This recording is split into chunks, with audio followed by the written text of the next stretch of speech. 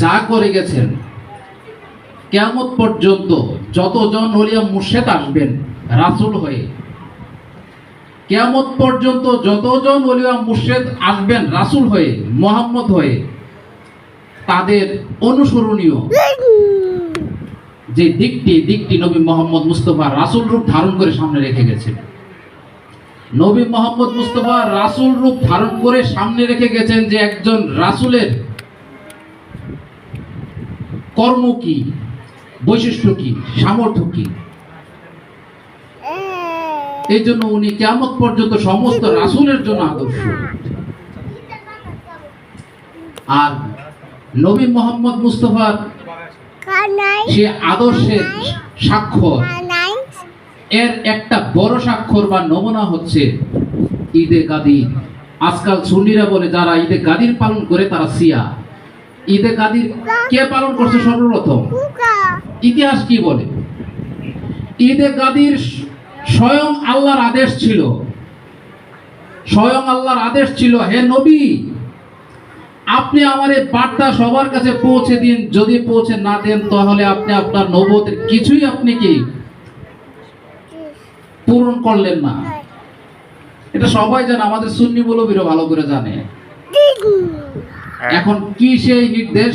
অর্থাৎ রাসূল পাক সাল্লাল্লাহু আলাইহি সাল্লাম যেহেতু মানবীয় বাশারিয়াত শুরুতে আগমন করেছেন, তাহলে ওনাকে তো প্রস্থানের একটা নাটকীয় একটা পর্ব দেখাতেই হয়। এখন ওনার পরবর্তীতে ওনার যে রিসালাতের যে কর্মকাণ্ড ধারা, আত্মদর্শনের পথ দীক্ষা দেওয়া, এই কর্মকাণ্ডকে জারি রাখার জন্য ওনার তো একজন যোগ্য উত্তরসূরি দরকার বা স্থলাভিষিক্ত দরকার। তাই নবী মোহাম্মদ মুস্তাফা ওনার পর্দা গ্রহণের আগেই উনি সবাইকে বলে দিলেন যে তোমরা সবাইকে জানিয়ে দাও আগামী জিলহজ মাসে সবাই যেন হজের জন্য তারা সমবেত হয়। তখনকার মক্কা মদিনায় কতজন লোক ছিল? কয় হাজার ছিল? হাজি তো ছিল 16 লক্ষ। কোত্থেকে আসলো? আশেপাশের যে রাজ্যগুলোতে তারা ব্যবসা বাণিজ্য করতে চাইতো, ওইখানে তারা মেসেজ দিল, খবর ছড়াইয়া দিল, মানুষ আস্তে আস্তে কি জিলহজ মাসের হজের মৌসুমে সমবেত হইল 16 লক্ষ হাজি। এই সমবেত করার উদ্দেশ্য একটাই ছিল যে আল্লাহ পাকের চূড়ান্ত ইচ্ছাটাকে প্রকাশ করে দেওয়া। হজের ক্রিয়াকর্ম শেষ করলেন, এহরামের কাপড় খুললেন না তখনও। কথাটা খুব মনোযোগ দিয়ে শুনবেন। আজকে একটা বিষয় আপনাদের সামনে তুলে ধরতেছি। রাসূল পাক সাল্লাল্লাহু আলাইহি সাল্লাম হজের ক্রিয়াকর্ম শেষ করলেন, কিন্তু এহরামের কাপড় খুললেন না। এহরামের কাপড় তখনই খোলা হয় যখন হজ সম্পূর্ণ হয়। হজের কর্মকাণ্ড সম্পূর্ণ হওয়ার পর এহরামের কাপড় খুলতে হয়, এর আগে খোলা যায় না। আল্লাহর রাসূল 16 লক্ষ সাহাবীকে সাথে নিয়ে মক্কা থেকে 4 কিলোমিটার দূরে গাদিরে খুম নামক এক জায়গায় গিয়ে স্থির হলেন। ওখানে অবস্থান করলেন এবং সবার উদ্দেশ্যে খুতবা পাঠ করলেন, যেটাকে বলা হয় গাদিরে খুমের খুতবা বা বক্তৃতা। তো রাসূল পাক সাল্লাল্লাহু আলাইহি সাল্লাম এহরামের কাপড় খুললেন না, কিন্তু গাদিরে খুমে গেলেন, সবাইকে নিয়ে বক্তৃতা দিলেন। সেখানে ঘোষণা করলেন তার পরবর্তী স্থলাভিষিক্ত উত্তরাধিকারী হিসাবে কাকে উনি রেখে গেলেন, তাকে কিভাবে মানতে হবে না মানতে হবে, এই কথাগুলো রেখে গেলেন। তিনি বললেন যে তোমরা যারা আমাকে মাওলা হিসাবে, প্রভু হিসাবে, অভিভাবক হিসাবে যারা মানো, আমার পরবর্তীতে আলীকে তোমরা আমার স্থলাভিষিক্ত হিসাবে তোমরা মানো। তোমাদের মাঝখানে দুইটা জিনিস আমি রেখে গেলাম, দুইটা ভারী জিনিস, কিয়ামত পর্যন্ত হাউজে কাউসারে পৌঁছার আগ পর্যন্ত তোমরা শক্ত হাতে ধরে রাখবা, কখনই পথভ্রষ্ট হবে না। একটা আল্লাহর কিতাব, আর একটা আমার ইত্রাতটাকে মাওলা আলী। তোমরা সবাই সাক্ষী থেকে এরকম অনেক অঙ্গীকার নিছে। 4 দিন পর্যন্ত 16 লক্ষ সাহাবী নবীজির সামনে নবীজিকে সাক্ষী করে মাওলা আলীর কাছে বায়াত গ্রহণ করেছে। তারা তো আগেও বায়াত গ্রহণ করেছিল নবীজির কাছে। সাহাবী 16 লক্ষ সাহাবী নবীজির কাছে বায়াত গ্রহণ করেছিল আগেই কলেমা পাঠ করে। তাহলে গাদিরে খুমের দিন নবীকে সামনে রেখে সাক্ষী করে মাওলা আলীর কাছে কিসের বায়াত গ্রহণ করেছিল সেই 16 লক্ষ সাহাবী? তারা কি নবীজির জীবদ্দশায় নবীজিকে অস্বীকার করে মাওলা আলীকে নতুন হিসেবে পীর গ্রহণ করেছিল নাকি? না, তারা মহানবীকে গুরু মানছে বিদায়ী ওনার অঙ্গীকারকে পরিপূর্ণ করার জন্য মাওলা আলীর কাছে বায়াত গ্রহণ করেছেন ঠিক নবীজির সামনেই, যেমন করে বাবা জাহাঙ্গীরের সামনে বেদম মার্সিকে আমরা 2016 সালে মাওলা হিসেবে গ্রহণ করেছিলাম, সবাই বড় বড় খলিফারা সহ।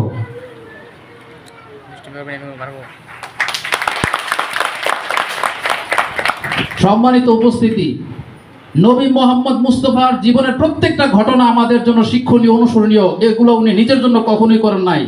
মাওলা আলী পর্বটাও আমাদের জন্য শিক্ষণীয়। একমাত্র বাংলাদেশের মধ্যে ফকিনি দরবার শরীফ ছাড়া আর কোনো দরবার শরীফ নাই যে মাওলায়াত নিয়ে কোনো কথা বলে, গাদিরে খুম নিয়ে কোনো চর্চা করে।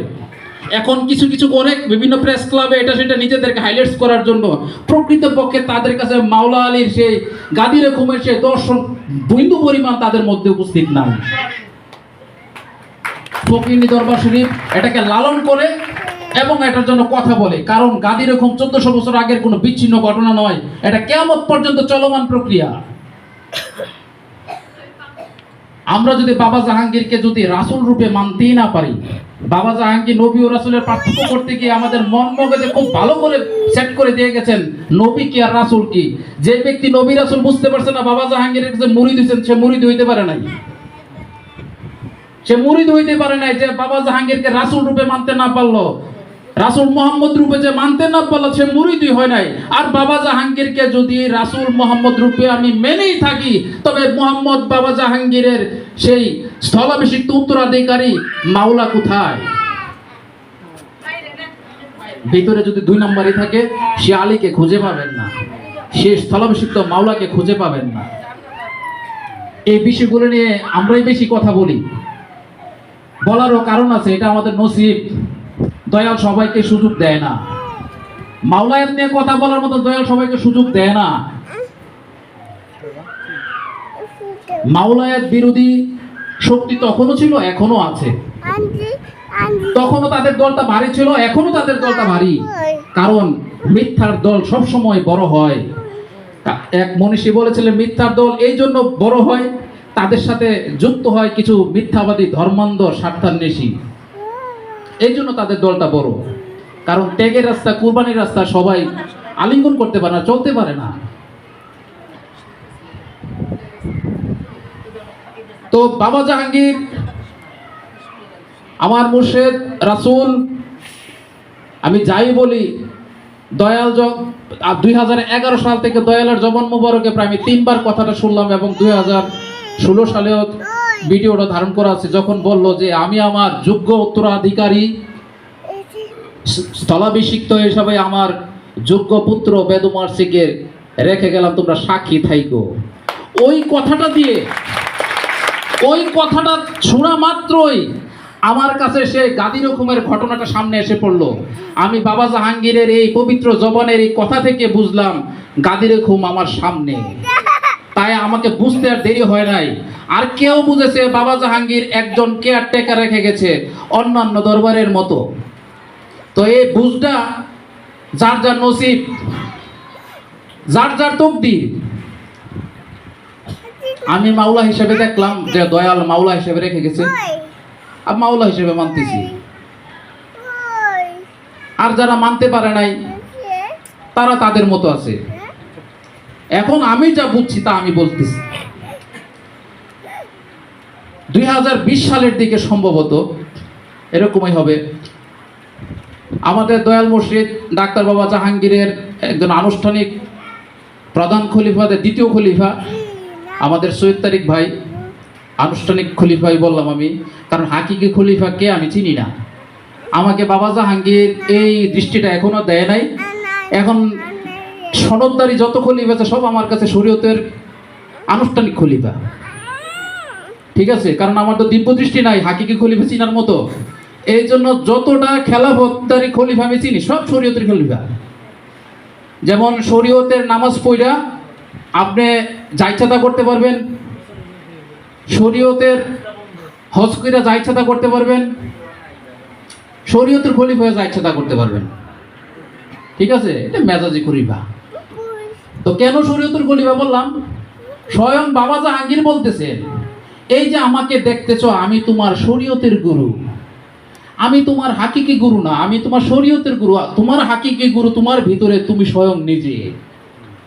এখন উনি যদি এই কথা কয়, স্বয়ং পরমে এই কথা কইতেছে, তাইলে খলিফা কি শরীয়ত না হাকিকতের? আমিও কলাম একজন শরীয়তের খলিফা, এই জন্য কথাটা বললাম। তো উনি 2020 সালের দিকে সম্ভবত, তখন এটা বাবা প্রস্থানের আগে হইতে পারে, খুব সুন্দর একটা ঘটনা লেখছেন ফেসবুকের মধ্যে। আপনারা সবাই জানেন যে বিখ্যাত ওলিয়া কামেল সহল তস্তুরির নাম শুনছেন আপনারা? তো সহল তস্তুরি উনি প্রস্থান করবেন, দেহত্যাগ করবেন। তো উনি সিদ্ধান্ত নিলেন আমি যাওয়ার আগে আমার স্থলাভিষিক্ত একজন তো রেখে যেতে হবে, নয়তো আমার এই কার্যের ধারাবাহিকতা কে ধরে রাখবে? কারণ প্রত্যেক রাসূলের তো ধারাবাহিকতা রক্ষাকারী একজন স্থলাভিষিক্ত লাগে।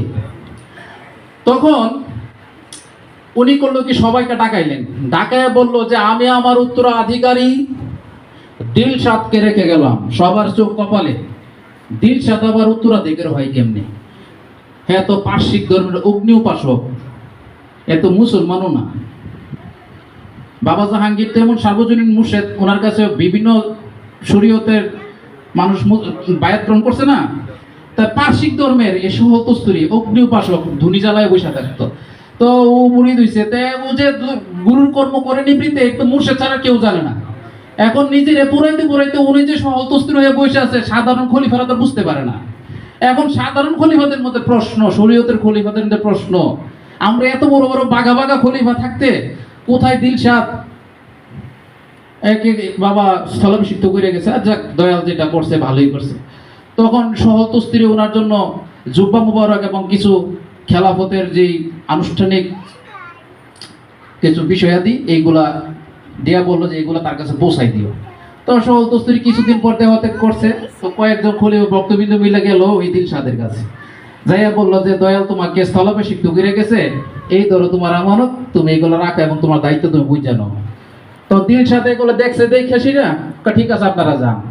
এরপরে বৃহস্পতিবারে দিলশাদ আসছে, আইসা গুরুর আসনে, গুরু যে আসনে বইসা দীক্ষা দিত।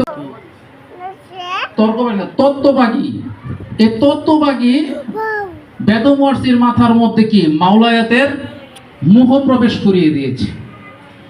তো এই গুলাবি ওহাবি গুলাবি সুন্নিটি চিনেন, যারা নাকি মুয়াবিয়ার বিরুদ্ধে কোনো কথা বলে যাকে তাকে কাফের মতো মারে, ওদের সাথে কথা বলে দেখেন ওরা কি বলে, যে মুনাফিকরা দুই ভাগে বিভক্ত হয়ে একদল দিয়ে মিশছে মাওলালির সাথে, মাওলালি বলে না, হযরত আলীর সাথে। সুন্নিরা কিন্তু মাওলালি বলে না। একদল মিশছে হযরত আলীর সাথে, আরেক দল মিশছে হযরত আমিরে মুয়াবিয়ার সাথে। মিশে দুজনকে বিভ্রান্ত করছে এবং তাদের মধ্যে দ্বন্দ্ব হয়েছে। আচ্ছা কোন নবীজি বলছে মান কুনতু মাওলাহু ফাহাজামান আলিউন মাওলা, নবীজি বলছেন যে আনা মদিনাতুল ইলমি আলুন বাবুহা, এরকম বহুত আছে না? তো নবীজি আরো বলছে যে আমি আলী একই নূরের দুইটা টুকরা, নবীজি বলছেন আমি আলী থেকে, আলী আমার থেকে। তো মুহাম্মদকে কি বিভ্রান্ত করা যায়? মুহাম্মদকে যদি বিভ্রান্ত করা না যায়, আলী কি বিভ্রান্ত করা যায় কিভাবে? এটা তো সুন্নিয়াতের আকীদা যে আলীও বিভ্রান্ত, মুয়াবিয়া বিভ্রান্ত হইছে, পরে মারামারি পিটাপিটি হইছে, পরে তওবা করছে, এটা এরা ভালো জানে। তো এখন ওই মুয়াবিয়া দর্শন অনুযায়ী বলতেছে কিছু কিছু তত্ত্ববাগী মাওলায়াতের মোহ প্রবেশ করাইয়া দিছে বেদমর্ষির মাথায়। তত্ত্ববাগীটা কেটা? আমরা যারা এখানে বক্তব্য দেই তারা, এই গুটি কয়েকজন, আমরা 4-5 জন কথা বলি না। আচ্ছা, বেশ ভালো কথা, তত্ত্ববাগী। খেয়াল করেন কিন্তু কথাটা, আমরা কিন্তু এখানে একজনও আত্মবুদ্ধি না, আমরা একজনও আত্মবুদ্ধি না, আমরা এখানে তত্ত্ববাগী। খেয়াল করেন, তো যারা তত্ত্ববাগী বলছে তো তারা নিশ্চয়ই আত্মবুদ্ধি, পরম বুদ্ধি, আত্মবুদ্ধি একের মধ্যে আছে। এই যে বাবার এখানে পানি ছিল, একের মধ্যে খাই, একের মধ্যে ঘুমাই, হ্যাঁ, এক ছাড়া কিছুই দেখি না। এটি হচ্ছে পরম বুদ্ধির আর কথা, তাই না? তো পরম বুদ্ধি হযরত আমির খুসরু, পরম বুদ্ধি হযরত আমির খুসরু বলতেছে এহ বাব কি सूरत हो आगे यार की सूरत हर चेहरे में आते हैं यार की सूरत। অর্থাৎ কোন পরিচিত ব্যক্তির চেহারা হোক আর কোন অপরিচিত ব্যক্তির চেহারা হোক, যে কোনো মানুষের চেহারা হোক, ওই চেহারার মধ্যে শুধু আমি আমার বন্ধুকে দেখতে পাই। আত্মবোধের পরিচয় বুঝছেন? অর্থাৎ পরিচিত ব্যক্তি হোক আর অপরিচিত ব্যক্তি হোক, যে কোনো ব্যক্তি হোক, ওই ব্যক্তির চেহারার দিকে যদি আমি তাকাই, আমি আমার মুর্শিদকে দেখতে পাই, আমি আর কিচ্ছুই দেখতে পাই না। এই হচ্ছে আত্মবোধির অবস্থান পরিচয়।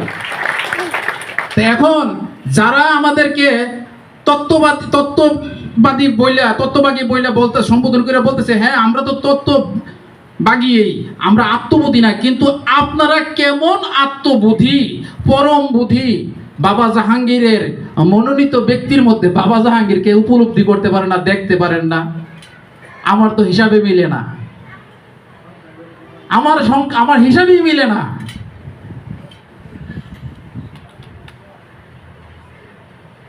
এই গাদি রকম এক নসিহত, বাবা জাহাঙ্গীরের ভক্তদের জন্য নসিহত। আমাকে কিছুদিন আগে একজনে বলতেছে যে তুমি উচিত কথা বললে দরবারে আসতে পারবে না। আমাকে বলতেছে, আরে বাবা জাহাঙ্গীর বলতেন মুর্শিদের বাড়িতে বিচারক হইও না,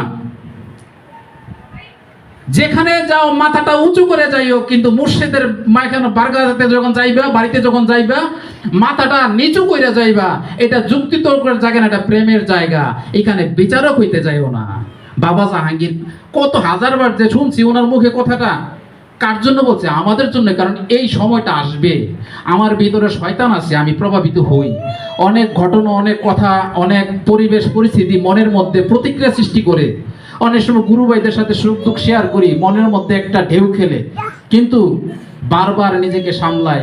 ওই একটাই নসিহত, মুর্শিদের বাড়িতে কখনো বিচারক হইতে যায়ও না। বাবা জাহাঙ্গীর আরেকটা কথা বলতেন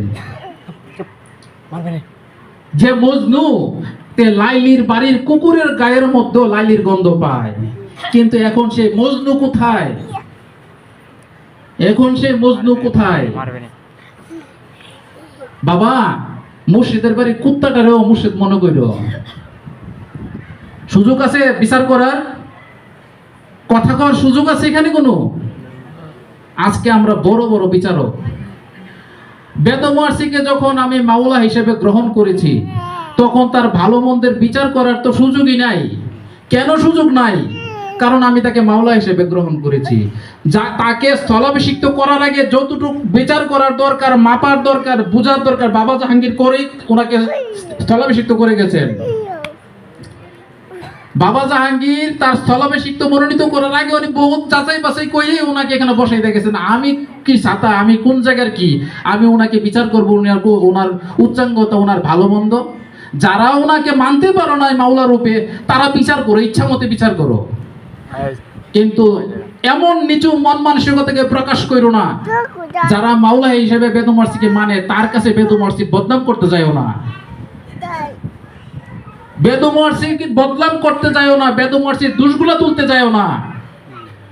যারা ওনাকে মাওলা হিসেবে গ্রহণ করেছে, তার কাছে বেদমর্সির দোষগুলো বলতে যায়ও না। কারণ আশেকের সামনে এগুলো যদি বলতে যাও, বরং আত্মার থেকে অভিশাপ আসবে তোমাদের প্রতি। মুখে কিছু বলি আর না বলি, এটা হয় না। তো যারা বলে যে উচিত কথা বললে তুফাইল দরবারে ঢুকতে পারবে না, তো আপনারা যারা উচিত কথা বইলা বহাল তবিয়তে দরবারে আসেন, যান, সবই করেন, আপনারা সবই তো করতেছেন, তো আপনাদের মতো আমি নাও এইভাবেই চলতাম, সমস্যা হইতো কি? আমাকে কি দরবারে ঢুকতে দিত না? আপনারা যেভাবে আসেন, আপনাদের পিছিয়ে পিছিয়ে আসতাম, উরুষের সময় রোজা তওয়াফ করতাম, জিয়ারত করতাম, চলে যেতাম। বাড়িতে খানকা বানায় এসে ইচ্ছা মতে মনে করে পিরালি করতাম, আমার না করতো আটকাইতে কেউ? আপনারা যে পুঁজি চালান নিয়ে পিরালি করেন, ওই পুঁজি চালান তুফাইলের ডান পকেটে আছে, এটা আপনারাও ভালো করে জানেন, আপনারা খুব ভালো করে জানেন। কিন্তু আমি আমার বিবেককে ফাঁকি দিতে পারি নাই। আপনারা বুকে হাত দিয়া বলেন আপনাদের অবস্থান কি, যতই ভাব ধরেন, সে ভাব ধইরা আপাতভাবে সাধারণ মানুষকে ঠকাইয়া গুরু সাজতে পারবেন, সুবিধা নিতে পারবেন, কিন্তু প্রকৃতপক্ষে নিজেকে নিজে ঠকাচ্ছেন। ওটা আপনাদের ব্যক্তিগত ব্যাপার। আমি শুধু আমার কথার জবাব দিলাম। আমি মুর্শিদের বাড়ির বিচারক নই। আমি আজকে প্রায় 3 মাসের উপরে আমি কোনো ফেসবুক বা কোনো মোবাইল বা কোনো কিছুতে সংযুক্ত না, কারোর সাথে যোগাযোগও আমার তেমন একটা ছিল না। কারণ মানসিক এবং শারীরিক দুই দিক দিয়ে আমি একটু ভিন্ন একটা পরিস্থিতির যাপন করতেছি, যার জন্য কারোর সাথে কারো যোগাযোগ নাই। তো আমার এই অনুপস্থিতির বিষয়টাকে অনেকে অনেকভাবে রং দিতে চেষ্টা করছে, বিষয়টা এটা না। আমি সুস্পষ্টভাবে এই কথাগুলো বলতেছি। বাবা জাহাঙ্গীর বেদমর্সিকে ওনার সন্তান হিসাবে স্থলাভিষিক্ত করে যায় নাই, কারণ বাবা জাহাঙ্গীর পরিবারতন্ত্রে বিশ্বাসী না, ইসলাম পরিবারতন্ত্রে বিশ্বাসী না। আজকে এই বেদম মসজিদ যদি আমার মতো অন্য কোনো পিতামাতার ঘরে জন্ম নিত, কিন্তু এই যোগ্যতা নিয়ে যদি উনি জন্ম নিতেন, বাবা জাহাঙ্গীর ওনাকে ওইখান থেকে ধরে এনে ওনার জায়গায় বসাইতেন। কেউ যদি বলে যে পীরের ছেলে পীর হয়ে বসে, হ্যাঁ বসতে পারে যারা বাণিজ্যিক পীর, কিন্তু বাবা জাহাঙ্গীর না।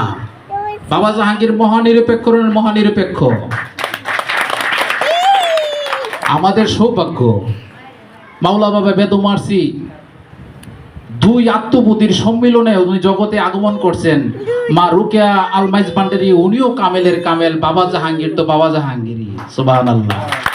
দুই পরমপতি পরিকল্পিতভাবে জগতে যাকে আনছেন ওনার মর্যাদা, আর আমার মতন একজন ফৈট্টা খলিফা, আমি যত নম্বরের খলিফাই হই, আমার মা একটা জীব, বাবা একটা জীব, জীব ভাবের উপর যার জন্ম, আমি কিভাবে তার সমকক্ষ হতে বা তার থেকে উচ্চাঙ্গতা দাবি করি? এটা কত বড় স্পর্ধার কথা।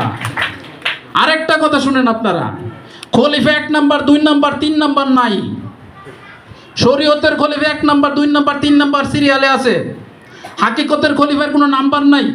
যেই মাত্র কইব যে 2 নাম্বার আর 3 নাম্বার খলিফা, সে শিরিকের আওতাভুক্ত। দুইয়ের মধ্যে যে থাকবে, যে কবে আমি 2 নাম্বার আর 3 নাম্বার খলিফা, সে শিরিকের আওতাভুক্ত। শরীয়তের খলিফার নাম্বার আছে, হাকিকি খলিফার কোনো নাম্বার নাই। হাকিকি খলিফাকে মুর্শিদ দয়া না করলে কেউ চিনতে পারবেন না, কেউ চিনতে পারবেন না। হাকিকি খলিফা চিনতে হইলে মুর্শিদের অনুগ্রহ দরকার, এর আগে সম্ভবপর না। আমি নাম্বারিং ট্যাগ লাগাই, আমি নাম্বারের ট্যাগ লাগাই, আমি ফ্যাসিলিটি নিতে পারবো। আমি কতটুকু আত্মবোধী, যারা সাধারণ এরা বুঝতে পারবে না, কিন্তু বাবা জাহাঙ্গীরের ভক্তদের মধ্যে যারা একটু সময় দিচ্ছে তারা বুঝতে পারবে ঠিকই। যারা একটা অবস্থানে যায়, ওই অবস্থানের মধ্যে বাবা কি বলছে, না আল্লাহ হে, না বান্দা হে, না হা হে, না হু হে, ওই জায়গার মধ্যে যে গেছে, ওইখানে যাই তো একজনে কামেল পীর সাথে, তাই না? বড় বড় খলিফার কথা বলছি, ওইখানে যে বেদম মারসিরে তারা কই পাইলো দুশ্মনী করার জন্য? ওইখানে তো বেদম মারসিও নাই, দুশ্মনী করার জন্য কারে পাইলা? আসল কথা হচ্ছে কি, সব শরীয়তের খলিফা। এই শরীয়তের খলিফা থেকে আবার হাকিকি খলিফা হয় যদি মাওলা দয়া করেন। কেন মাওলা বললাম, রাসূল কেন বললাম না? এবার শুনেন ঘটনা তাইলে। নবী মোহাম্মদ মুস্তাফার সবচেয়ে বড় আশিকদের একজন ওয়াইসাল করুনি, যিনি আত্মিকভাবে নবী মোহাম্মদ মুস্তাফার সাথে মাখামাখি ছিলেন। চর্মচক্ষে যদিও ওনাদের দেখা সাক্ষাৎ হয়েছে বলে কোনো ইতিহাস বা হাদিসে পাওয়া যায় না, কিন্তু আত্মিকভাবে মাখামাখি ছিলেন। সেই ওয়াইসাল কুরনি রাসূল পাক সাল্লাল্লাহু আলাইহি ওয়াসাল্লামের জুব্বা উপহার পাইলেন, তাই না? আচ্ছা, এই জুব্বা উপহারটা খুবই একটা শ্রেষ্ঠত্বের বিষয়। এখন এটা বলতে যে অনেকে কয়, সুন্নিরা কয় ওয়াইসাল কুরনির বরাবরটা কইতেছে আলীও পায় নাই। আরে আলী পাইব কি? আলী তো দাতা, পাগল।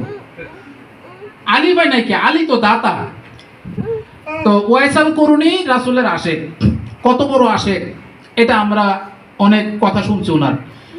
তো আল্লাহ রাসূল দেহ ত্যাগের পর এক সময় যখন মাওলা আলী আলাইহিস সালামের সাথে যখন বিদ্রোহীরা যখন এই ইয়ার মধ্যে, যে সিফিনের মাঠের মধ্যে যখন যুদ্ধ অবতীর্ণ হইল মুয়াবিয়া, তখন হযরত ওয়াইসাল কুরনির বয়স 70 কি 80 মাঝামাঝি হবে। ওই বয়সের বৃদ্ধ একটা লোক ভালো করে একটা ধুরা সাপ মারতে পারবে কিনা সন্দেহ, এর পিঠে কি সাপ মরবে? এখন ওই লোকটা সে যুদ্ধ করার জন্য, জিনিসটা বুঝছেন, একটা 70-80 বছরের একটা বৃদ্ধ লোক যুদ্ধের মাঠে আসছে মাওলা আলীকে সহযোগিতা করার জন্য। তো এই লোক কি আর যুদ্ধ করে কাউকে আহত করতে পারবে? কিন্তু না, ওনার দায়বদ্ধতা, আল্লাহ রাসূল ওনাকে যে স্বীকৃতি দিয়েছেন, সেই স্বীকৃতি দায়বদ্ধতা, সেই দায়বদ্ধতা থেকে ওনার প্রেমের দৃষ্টান্ত রাখার জন্য উনি মাওলার কদমে যে নিজের জীবনটাকে উৎসর্গ করার জন্য উনি কি ছুটে এসেছেন, বিচ্ছিন্ন জীবনযাপন ত্যাগ করে উনি দৃষ্টান্ত রাখলেন। ওয়াদা করেছিলাম রাসূলের হাতে, সে ওয়াদাকে বাস্তবায়ন করতে হয় মাওলার হাতে। বুঝতে পারছেন? এই জন্যই, ঠিক এই জন্যই মাওলা ব্যতীত রাসূলের শাফাত যদি কেউ আশা করে, রাসূলের অনুগ্রহ যদি কেউ আশা করে, সম্ভবপর নয়। কেউ যদি বাবা জাহাঙ্গীরের মনোনীত ব্যক্তিকে, এখানে বিষয়টা হচ্ছে তার আনুগত্য মেনে নেওয়া। আনুগত্য বিভিন্নভাবে মানা যায়। আমি বায়াতের মাধ্যমে মানছি, আনুষ্ঠানিক বায়াত, শরীয়তের বায়াত। শরীয়তের বায়াতের কোনো ভ্যালু আছে? শরীয়তের বায়াতের ভ্যালু না। এরকম বায়াতে বহুত জন 2 নাম্বারই করতেছে, বায়াত স্বীকার করতেছে। ঠিক আছে, যারা আবার কেউ আছে আত্মিকভাবে বায়াত, আমি অন্তর দিয়ে দিছি। তো যে অন্তর দিয়ে দিছে তে হাত দিলি কি না দিলি কি, সমস্যাটা হবে ওখানে। যারা হৃদয়ের গভীর থেকে তাকে মানতে পারবে না, তাদের কাছে যত সমস্যা তৈরি হবে। যারা হৃদয় থেকে মাইনে নিছে তাদের কোনো সমস্যা হবে না। অনেক রকমের কথা হবে। আমি কথাগুলো কেন বললাম, আমার বাবা জাহাঙ্গীরের শেষের দিকে অনেক ভাইয়েরা মুরিদ হয়েছিলেন, তারা নতুন, সহজ সরল, তারা দরবার সম্পর্কে অনেক কিছুই জানেন না। তারা আসছিলেন একটা আবেগ নিয়ে, পরবর্তীতে তাদেরকে মিসগাইড করা হয়েছে। ধরেন আমি কসবার একজন ব্যক্তি, বাবা জাহাঙ্গীরের মনোনীত একজন শরীয়তের খলিফা। এখন আমার ওইখানের গুরু ভাইরা তো আমার বিরাট কিছু মনে করে না। এখন তারা একটা জিনিস বোঝার জন্য আমার কাছে আসছে, আর আমি আমার ভিতরের যে বিষ, আমি আমার ভিতরের যে বিদ্বেষ, আমি তাদের মন মৌজুকে যে কি করলাম, আস্তে আস্তে কি ভাইরাসের মতন সরাই দিলাম। সরাই দেওয়ার পর কি হইলো, আমার কসবা উপজেলা পুরোটাই কি হইলো, বিদ্রোহী বাগি হয়ে গেল। বিদ্রোহী বাগি হয়ে গেল। তাইলে আমার মতন একজন শরীয়তের খলিফা পুরো বাগান নষ্ট করে দিলাম। তো আমার এই নতুন ভাইদের প্রতি অনুরোধ, আপনারা কোনো খলিফাদের খপ্পরে পড়ার দরকার নাই। আপনারা দরবারে আসেন, দরবারে এসে বেদম আরসির সহবতে সঙ্গযাপন করেন। আপনারা আসেন, আপনারা দরবার থেকে সরাসরি জানেন, বুঝেন, কোনো খলিফার দ্বার দাঁড়তে যাবেন না। তাইলে খলিফার মতাদর্শ নিয়ে আপনারা দরবার থেকে একসময় আস্তে আস্তে দূরে সরে যাবেন। তো এ বলে আমি আমার বক্তব্য সংক্ষিপ্ত করলাম। জয় গুরু, জয় বাবা জাহাঙ্গীর।